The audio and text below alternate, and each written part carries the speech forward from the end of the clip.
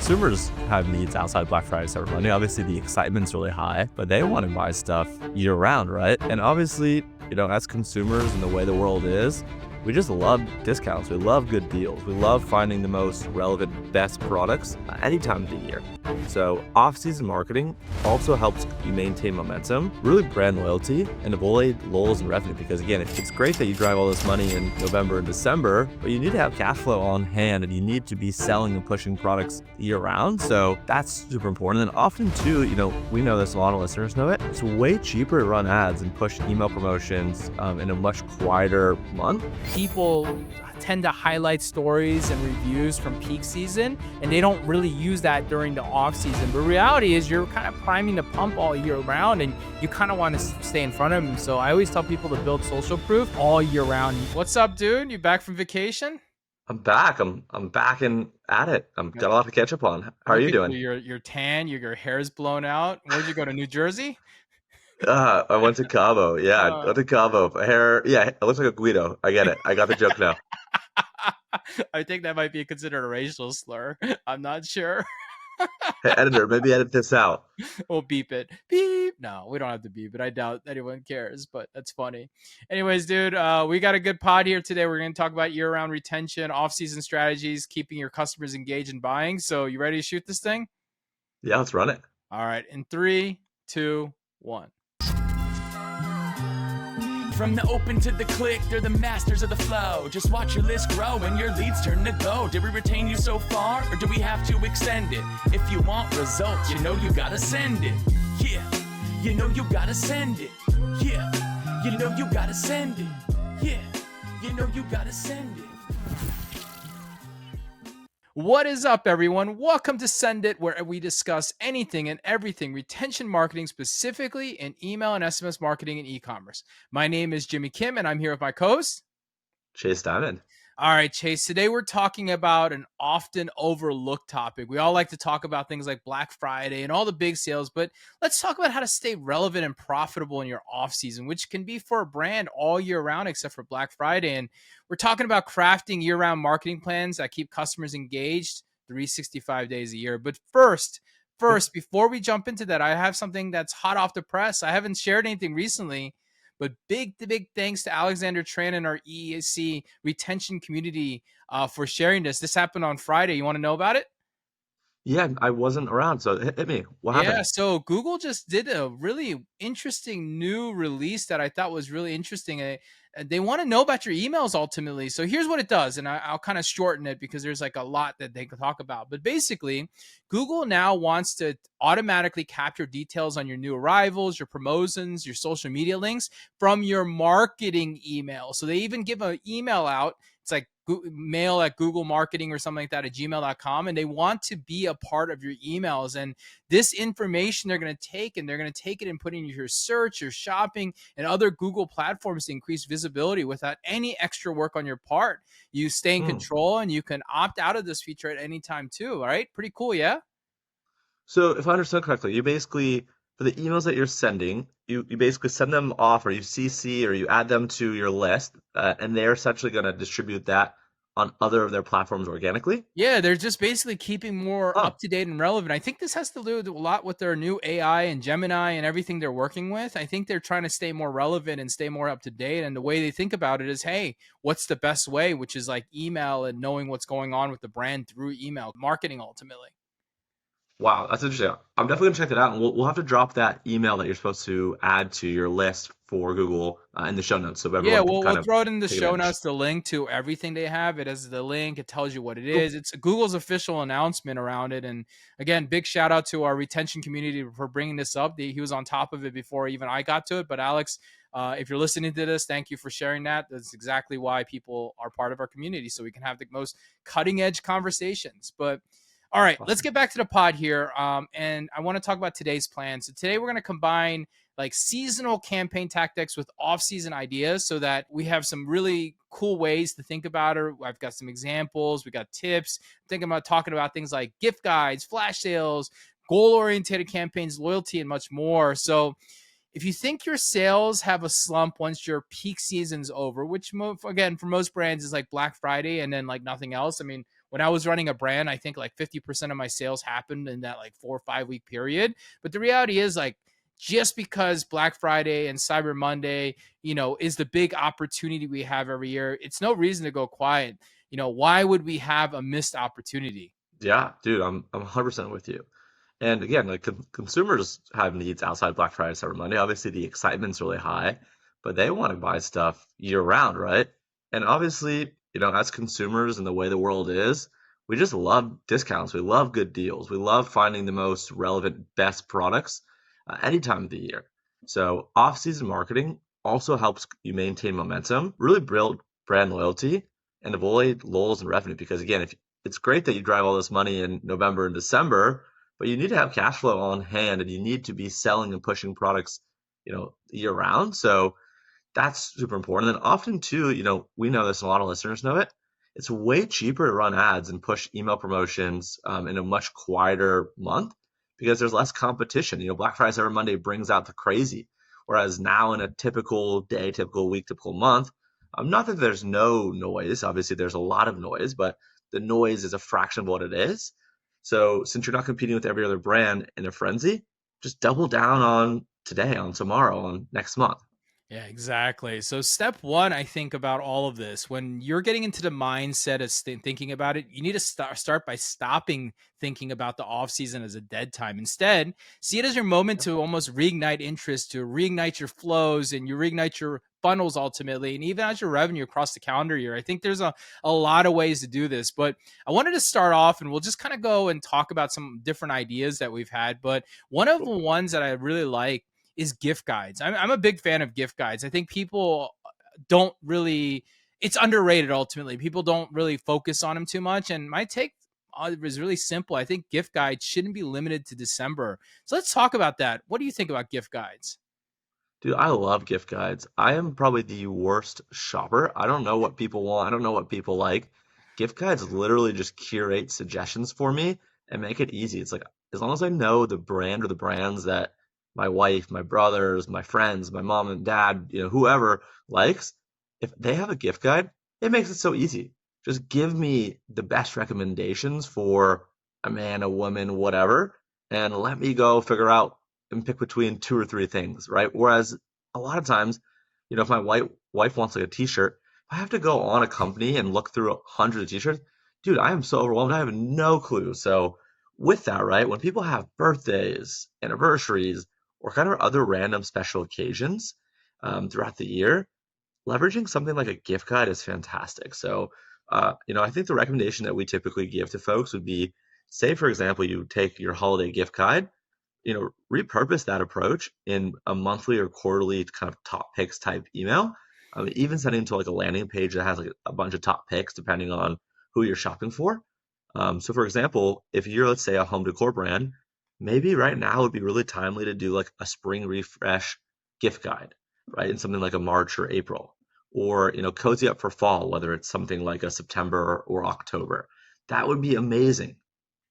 Another idea is also to tie in life events. We all know all the life events that are happening, like graduations, for example, as we come into right now, actually, as you're listening to this pod, like graduations are starting to get prepared. So like graduation gifts, or the spring and the summers when people buy houses. So it's like housewarming gifts, I think that you can get really personalized, and especially if you have different like loyalty programs, or you're using the data and you can create personalized recommendations. You can also, you really create gift guides that highlight based around what they've purchased, maybe categorical, or, some of your most popular products, and calling them gift guides. I think those are also really cool ways to think about it.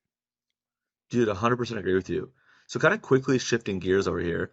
One thing that this kind of brings to mind for me is like with Black Friday, right? Black Friday, Cyber Monday, all that type of thing. It's really known and it really works well because of the urgency and heavy discounts, right? However, urgency isn't limited to BFCM. Urgency can work at any time. You just have to know how to leverage it, right? So, kind of one of my favorite ways to use that same strategy is to launch flash sales for slow moving inventory, something like in March or even in April, like doing like a rainy day deal to type thing to spike engagement. So just get crafty, get clever, and find ways to tie in urgency. Obviously, make sure that it's not manufactured. It has to be legitimate.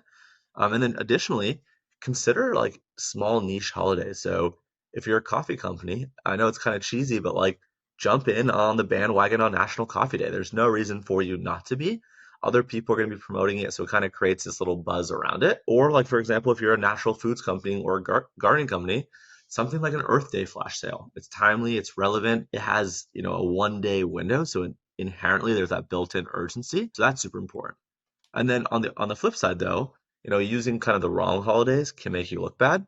However, but if you use the right holidays and you kind of have fun and you don't take yourself too seriously, it will help you stay relevant, top of mind, keep you focused on the mission, and ultimately help you drive some revenue on something that probably otherwise wouldn't move the needle. Hey, it's Jimmy. Quick 15 seconds of your time because I have something fun to share. Did you know between the two of us, Chase and I, we have over 20 years of experience in email marketing?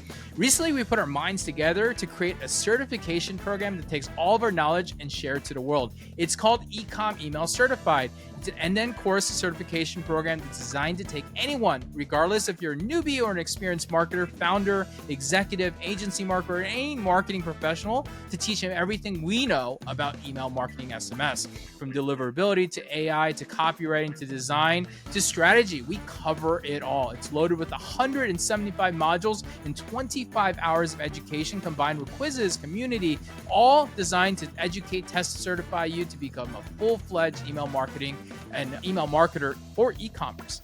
And so, since you're listening to this pod, we want to reward you with loyalty by giving you a coupon for $200 off this certification. Just jump over to ecomemailcertified.com, check the show notes, and now back to your pod.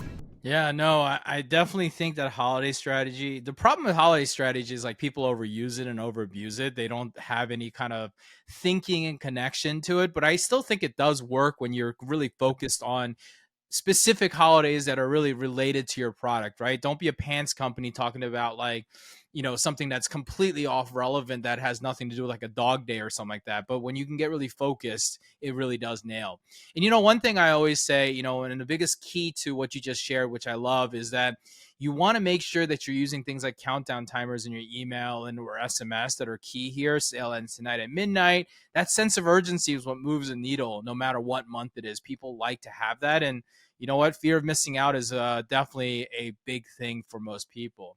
Okay, so I got one. One of the ones that I think about is how people set goals, right? In January, people are setting goals, and sure, they, go through and sometimes they miss them and all that good stuff. But the reality is that they aren't only having goals in January. They're setting goals in May when they're prepping for the summer, or September when they're going back to school or work routines. That's a good one. So let's break that one down. You got any thoughts around that? Yeah, first off, absolutely agree. And then, yeah, so I'd say, for example, a couple things to share. So say you're a company that sells something like fitness gear, right? Maybe you can do something like a spring forward reset or a mid-year wellness check-in, right? So kind of piggybacking on what you mentioned, right? January being a time where that's kind of a goal. Obviously, goals kind of fall off and people kind of go through the ebb and the flow of wanting to get back in shape, right? In the spring, they wanted to get into good shape for the summer, going to the beach, going to the lake, going to the pool. And then later, right, people are going back to school, getting focusing on school and work routines. That could be like a really great time to do like a office supply type thing, right? Like back to school productivity boost in August. That's great. People need things. I gotta imagine like, Target, for example, crushes it, right? Because they do tons of promos around that. There's no reason that other brands and your own brand can't piggyback and do that same type of thing. And with this, right, the idea really boils down to how do you tie your products, potentially your services, obviously we're focused on e-com, but your products to any type of, milestone or life improvement moment, not just New Year's, right? Reminding customers that they can commit, decommit, and recommit to goals at any point in time. Because I think a lot of people feel shame that like maybe they didn't move on with a New Year's goal, right? It's hard. So I think being really kind of upfront about that, it's like, hey, if you happen to fall off the wagon of the working out or you never got around to it, there's no time like the present, shop X, Y, and Z, whatever that looks like. No, that's spot on. And I guess my addition to that, as you kind of shared that, is like when you think about even monthly challenge emails or 30-day habit campaigns that you're talking about right now, they say that it takes like 21 days to set a habit or something like that. So if you're thinking about goals, this is totally down to the line because people are trying to set goals all the time. I mean, I set goals for myself all the time for different things that are happening. So, for instance, if you're like a meal kit brand, you might do like a 30-day of healthy eating in June or some kind of and you would focus on interactive and progress check-in emails. These all work because people want to do things with other people. And sometimes even a brand can be that other person that's working with him because they feel like they're working through it together. Okay. So let's keep going into this off-season idea. I have a few different topics. I would love to hear your thoughts. So first Sure. and most important to me is, not to disappear after your peak season, right? You want to continue emailing your list. You want to stay top of mind. You want to remind them of new arrivals, share behind the scene updates, or feature a customer spotlight. People don't buy if they forget all about you. And I think this is the problem that people have is like people will be like, oh, I email super heavy during the holidays and I stop emailing or sending SMS afterwards because it's the off season. But the reality is you've got to stay in front of them. And there's a lot of opportunity in front of you. Dude, 100%. Totally agree. And with that, like, I think one thing that people often neglect is keeping up with upsell and cross-sell emails, right? That's such low-hanging fruit that you should be, leveraging regularly. So, for example, if they bought winter gear in December, email them in February with the whole spring transition. You can kind of get a lot of data to see if people buy on some of these types of things. It gives you an indication that they'll probably buy again when the season changes because people are going to need new clothing items. They're going to need new items for their house. They're going to need new items for kind of the outdoors or whatever that looks like. So with that, right, like just show them how to kind of adopt and kind of adapt their wardrobe based off the timeliness of kind of the seasons and Yeah, whatnot. that makes total sense. And that's a good use of time-based segmentation based around seasonal versus time and knowing that they should be ready for that next transition. And when you're doing that, for example, make sure that you're offering these different things. Like I think an off-season discount or a pre-order special for next season line, that's like a good way to kind of start prepping people up and warming them up. It could be early booking, early bird sales. I mean, there's so many ways to kind of position and play with that. Yeah, I totally agree and love that. And really, with everything that we're talking about, the goal here is to basically guarantee revenue in your slow months. So it's kind of coming up with these creative, clever ways that are timely in nature and also personal, to the people based off what they've looked at, what they've bought, what they haven't bought, what they should buy, to make sure that you move inventory in the slow months and really you lock in your customer loyalty early. A lot of this, while it is focusing on capitalizing the off season, it really is building towards the on season, right? It's really towards building that connection and that bond so that when something comes around in BFCM, people are primed and ready to buy. And kind of one other thing I wanted to quickly mention is, I'd say another thing was like when the big holidays are over, launching some sort of like contest or a giveaway can help kind of create the excitement and the buzz and also to like get people to start sharing your brand. If you run a giveaway or contest where people have to refer or share something, just a great way to get more engagement across the board. And people, again, might not be spending as much during these times, but they'll happily enter a contest. And that's going to keep them kind of top of mind and hooked to your brand throughout the whole year.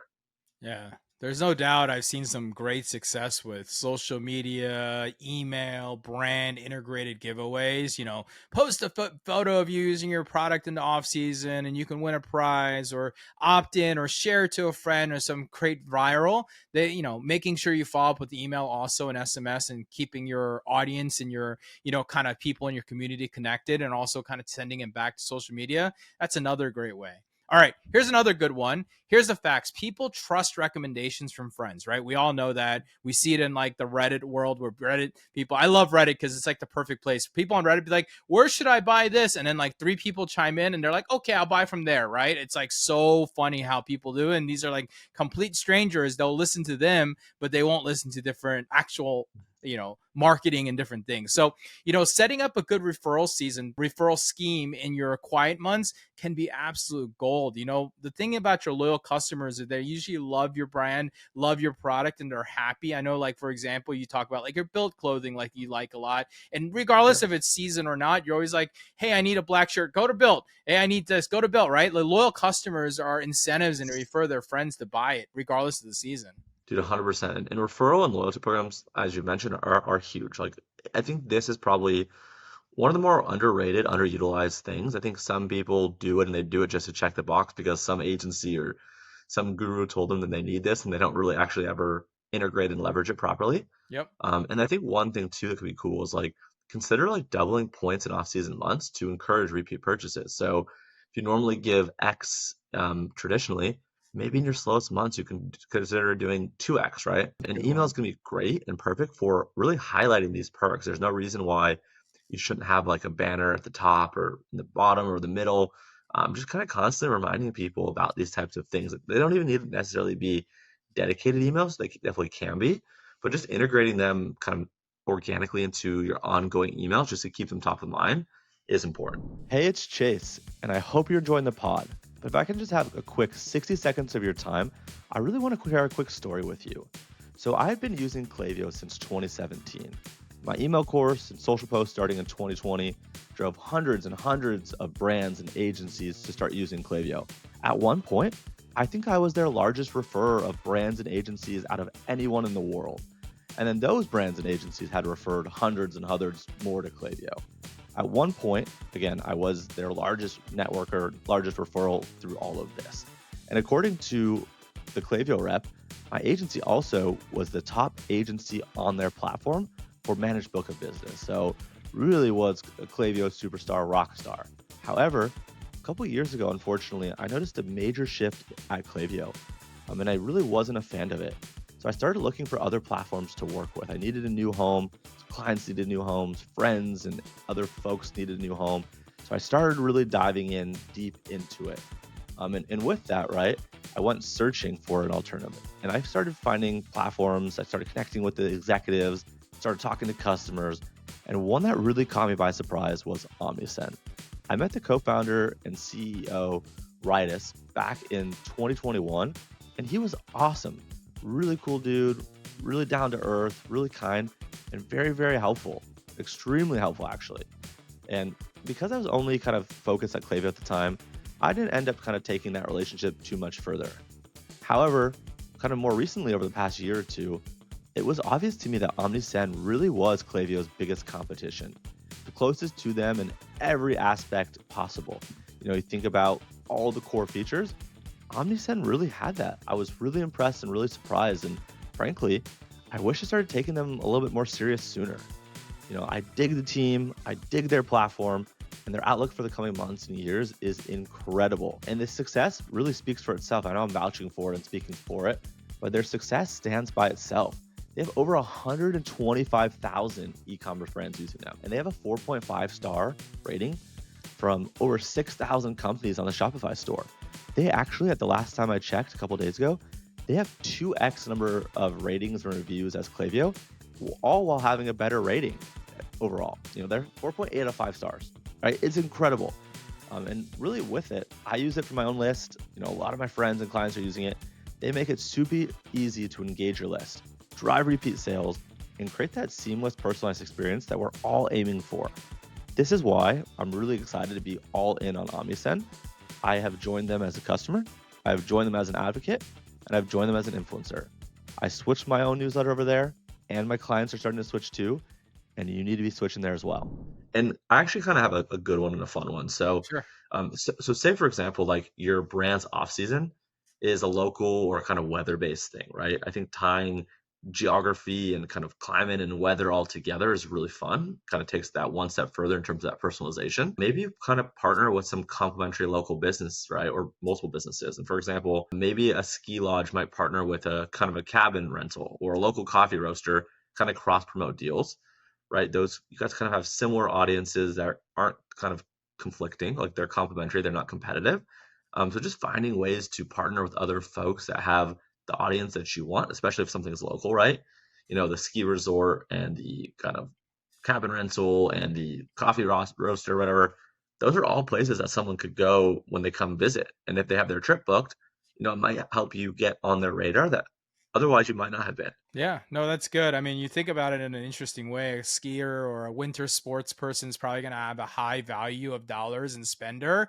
And then you put a good coffee in local, people remember that ski resort, for example. So that's a great way to create a partnership where people might find really good, excellent. I mean, imagine if you were a coffee roaster local to the ski resort that people went to, and you're like, hey, come get some coffee, buy this much coffee, or subscribe to this annual thing and get like a free ski pass or something. There's a lot of ways to kind of tie that together.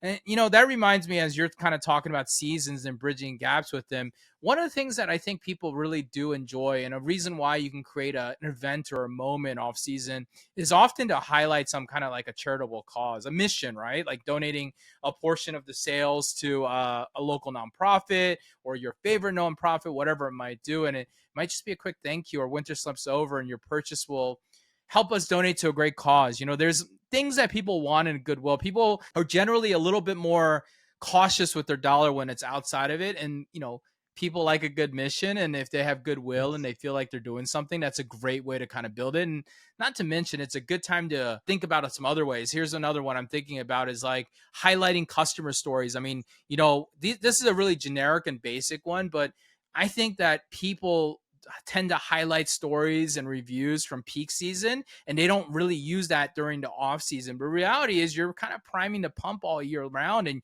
you kind of want to still stay in front of them. So I always tell people to build social proof all year round, and you should be continuing to do that. Yeah, sharing kind of UGC or kind of user generated content, or kind of how, insert customer's name uses our product, even the off season, is huge. There's no reason to let those kind of 5-star reviews collect dust. If you're collecting them, you might as well utilize them. And then one of my favorite and kind of last one to add to this specific list would be, remembering to tease kind of new product lines or designs. That's a big one. Again, every time you drop something, you gotta hype it. So for example, say you're a swimwear brand, maybe you send an email something around like, preview your new summer collection in early spring with some kind of, VIP waitlist or some kind of early access, like those types of things. Just get people excited about what's to come. And people just love in their mind just kind of like thinking about the next best thing. So if you're in spring, everyone's already looking forward to the summer. They're looking forward to the vacations with their family, the beach trips, the lake trips, right? So while people are kind of at their desk bored in the spring waiting for summer, capitalize on it.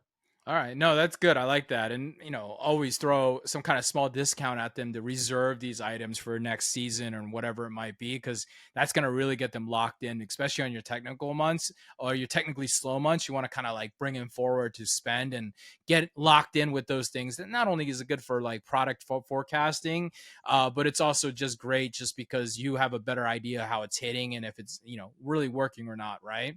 All right.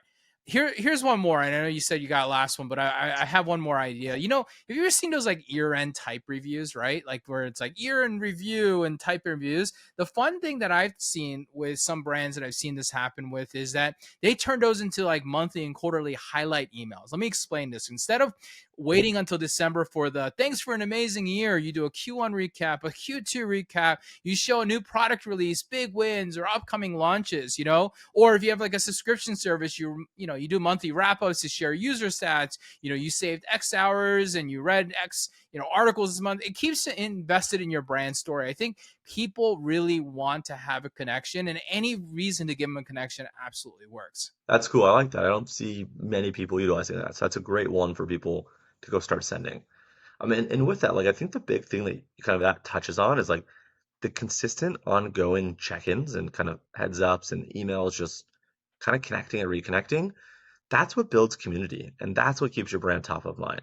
It's not just pushing sales down people's throats year round to try to drive a sale.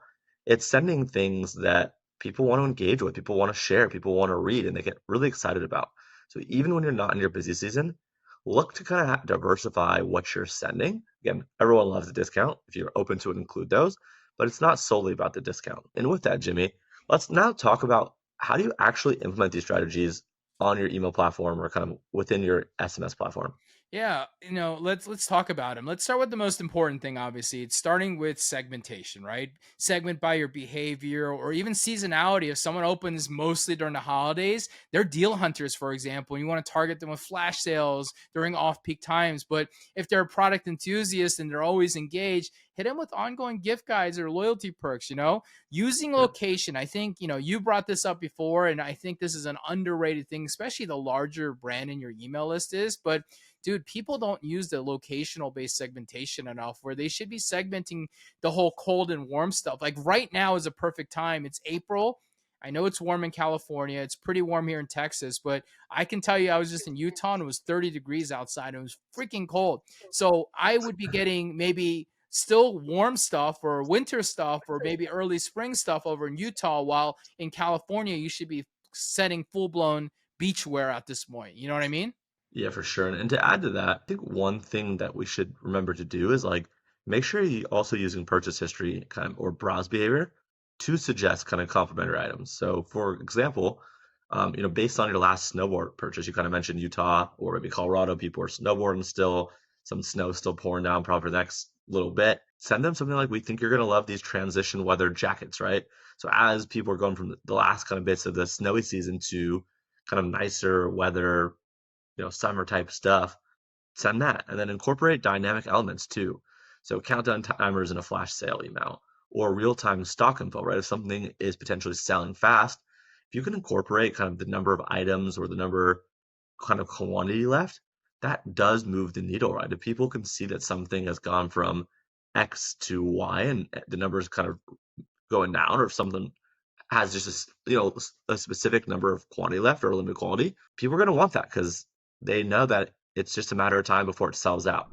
Hey, it's Jimmy, taking just 30 seconds of your time because I found something game-changing for e-commerce marketers and agencies. If you're drowning in retention marketing tasks, we have a solution for you. It's AI strategist, AI segmentation, AI email builder.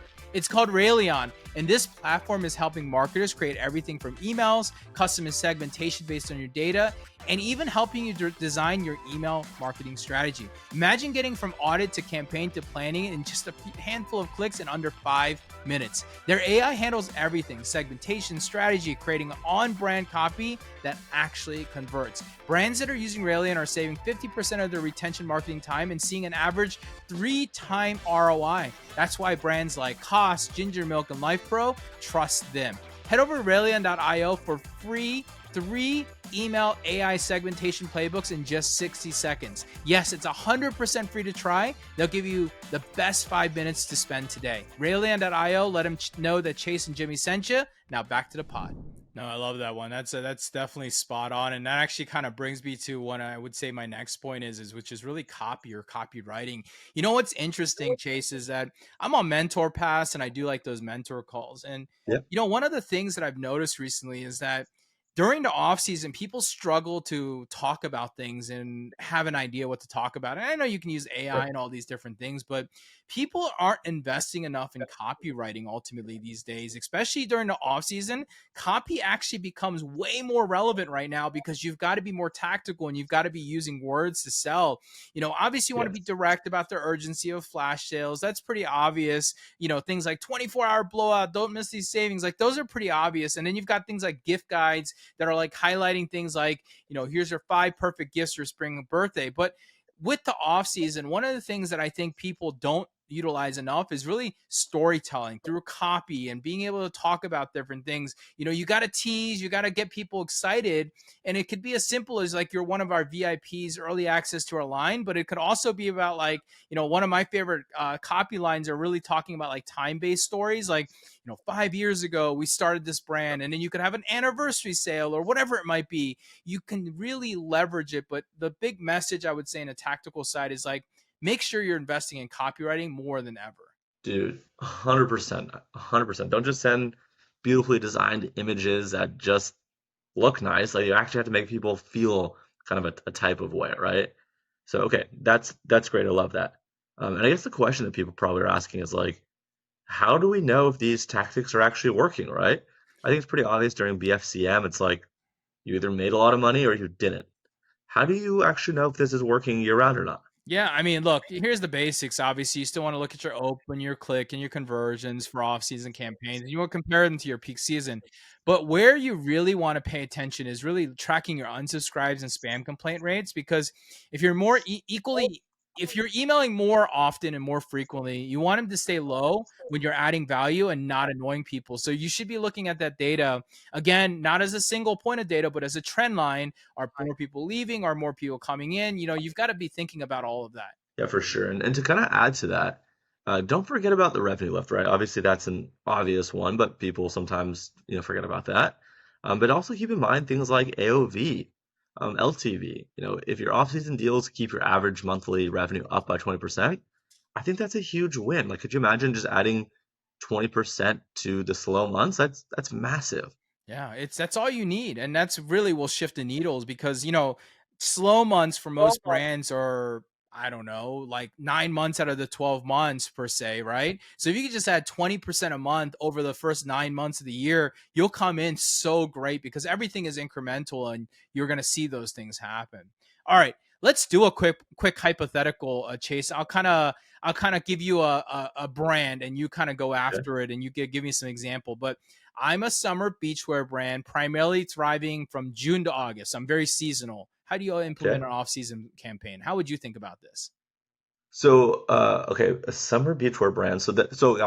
Basically they need to sell going into basically the summer is what you're saying because Yeah, that's like well, that's yeah, like their their seasonality is June through August. So yeah. how do they use these off-season things to create campaigns outside of that season? Cool. Okay, I got it now. So I'd say a couple things. Number one, as I would put together something like a top picks for fall getaways, right? So how do you That's a think good about like one. extending the season, right? And I think it's basically one of two things. I think one is highlighting places in which September and October are still warm, right? So for most people, like the summer season is the June, July, and August that you mentioned. So how can you show people, hey, it's not too late to get away to warm weather, escape the cold in September, October, even November, right? I was just in Cabo. Dude, Cabo's pretty nice year round. Same thing with Hawaii. So I would do kind of top destinations and pairing that with a top picks. So then it's like, okay, these are the items in which I would wear in September, October, November, right? So I would do something like that. And then also too, and then pushing kind of Cool. transitional beach to fall clothing. So it's like try to extend the peak season if you can by focusing on items and destinations that you can still wear those. And also from there, start trying to sell other items that aren't just related to swimwear if you sell that, right? Maybe for example, like the beachwear company sells like long sleeve t-shirts on top of just short sleeve t-shirts, right? Now start thinking about pushing kind of long sleeve t-shirt. Sure. Or maybe, they have instead of just selling sandals, maybe they sell footwear as well. Maybe they also sell closed-toed shoes, right? Maybe start selling kind of some of the sneakers. So that's number one. Going on throughout the rest of the year, I'd say in the winter, start thinking about like beach body goals, right? Hooking those into New Year's resolution vibes. So Mm, again, in the winter, people normally kind of let themselves go. And then when January comes, they're like, all right, new year, new me. It's time for me to get back into shape. So play into that. What else can you do? So I'd say from there, I guess the next one would be probably something like a Valentine's Day or a Galentine's Day or like a single awareness type day. Start pushing kind of like sale on red swimwear or red clothing items, right? Just tie in kind of the time where it's kind of a big gift giving thing, either for yourself or for someone else, and focus on kind of the trend. Maybe the red and the pink are kind of the trends of the season. So focusing on pushing that type of swimwear. And then I guess the last thing, I'm trying to think of one more, would be probably like teasing something like summer 2025, summer 2026, 2027, whatever that might be, collection preview, right? So then getting people really excited kind of in the winter, maybe kind of the spring about like the summer stuff that's coming with VIP signups, kind of first dibs, early access. So those are kind of the quick few I got. Any thoughts? No, that was perfect, man. I think you kind of nailed all the different things. So you were thinking like try to figure out how to extend that summer into the fall Yeah. a little bit by kind of diversifying your clothing. You mentioned kind of using goals, right? And the new body, new me, new year, whatever you want to do, but basically saying, "Hey, I'm a swimmer company." I could still say, "Hey, for your New Year's resolution, why don't you buy that outfit to get yourself a goal to go forward?" I mean, that's definitely things that people have done. You've got Valentine's Day. There's probably other holidays in between there that you can kind of play off that. St. Patrick's Day, for example, you can do green swimwear, whatever it might be. And then,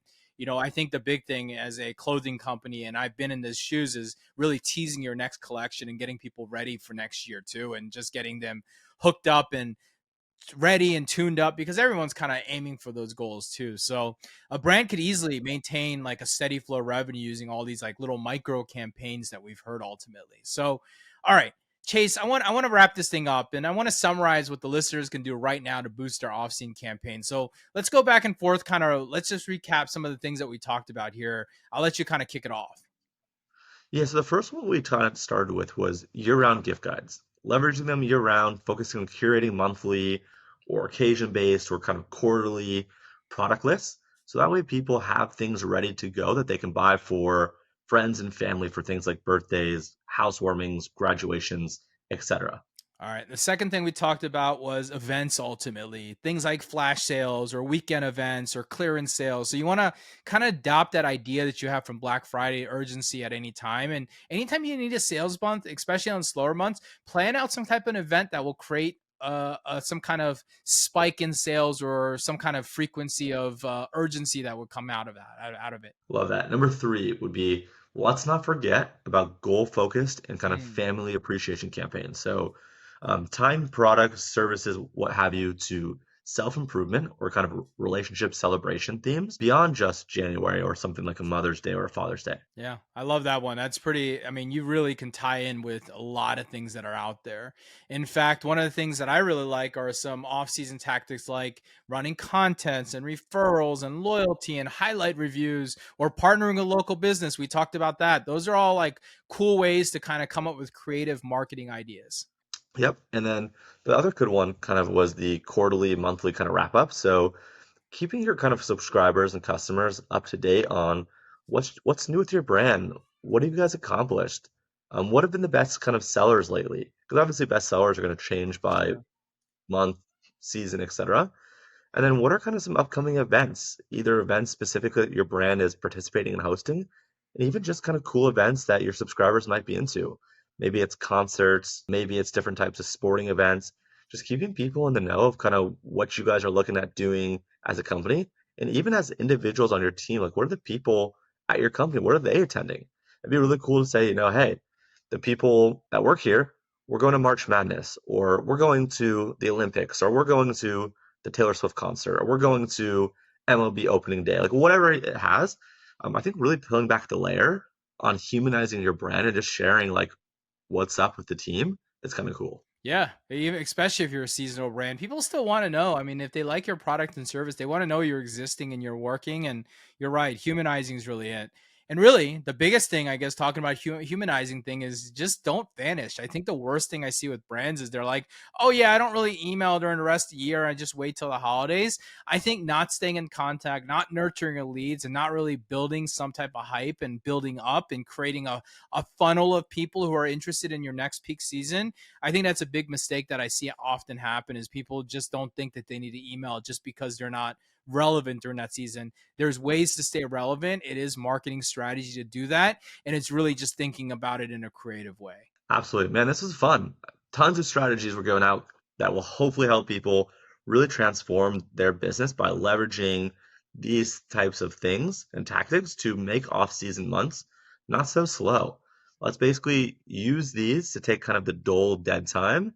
Let's make some revenue. So if this was helpful, let us know. Yeah, no, that was good, man. I think it's an interesting time because it's really just all about just trying to give people ideas on how to go after it. And, unfortunately, we talk generically and that we don't know exactly your problem is, but hopefully something that you've heard here will help and spark a strategy that you can apply. And that's why this is a wrap. So wrap episode 27, year round retention, off-season strategies to keep the customers engaging.